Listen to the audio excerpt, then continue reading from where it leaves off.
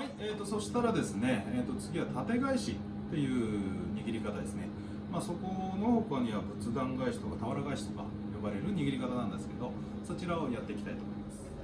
す。そしたらですね、縦返しの握り方、はい。シャリの取り方は、基礎的な動画を見てもらってから、シャリを取ってから、でネタを同じく取ります。はい、そしたらば、わさびをつけて、はい、でネタの位置は横返しとかと同じ位置で大丈夫です。はい、でシャリを置いたら上下を押さえてこの人差し指で握り込む、ここまで一緒です。そうするとデコピンみたいな感じにしましょう。はい、で親指と人差し指をこうなるべく寿司の幅だいたい3センチぐらいの幅にします。で中指で下に落っこちないようにガードしてるっていう状態ですね。要はこのデコピンに近い状態です。はい、そしてここに対して左手に持った寿司を、はい、乗っけます。乗っけたら今中指とこの親指と人差し指の間に挟まってる状態なんですね。はい、そしたら左手の第二関節と付け根の部分にここに置きます。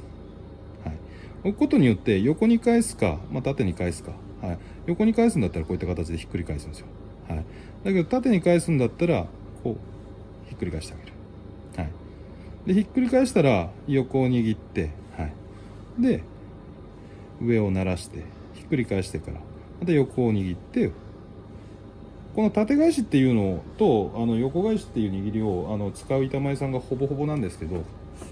この縦返しの利点って要はひっくり返しづらいネタ、はい、例えば甘エビとか卵とか、はい、シャリにくっつきづらいで、あとばらつきやすいネタとかですね、そういったネタを握る時なんかにはこうやって横にひっくり返らないっていうやつなんかは縦に返してあげるっていう状態にしてあげると握りが作りやすいんですよね。はい、それなんで現場だと結構多用される握り方の一つですね。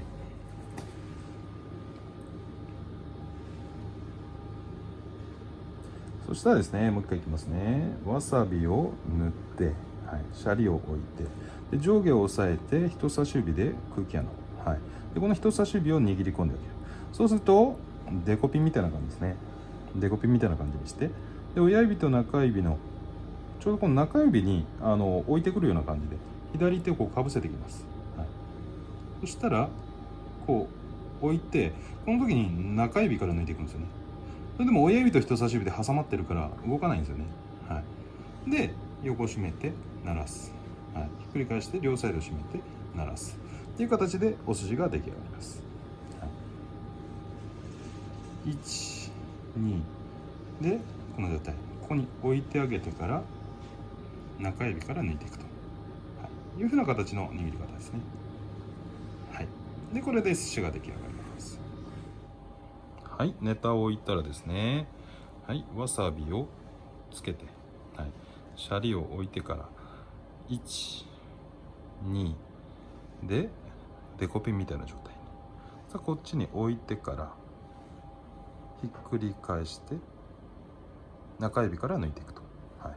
そしたら横を締めて鳴らして、ひっくり返して横を締めて鳴らすと、はい、いうような形で握りが出来上がります。はい、そしたらわさびを塗ってから、はい、そしたらシャリを置いて1、2でこの状態ですね。はい、でこちらに置いていく。そしたら中指から抜いていくですね。はい、抜いたら両サイドを締めて鳴らす。でひっくり返して両サイドを締めて鳴らす。はい、という形で一通りです。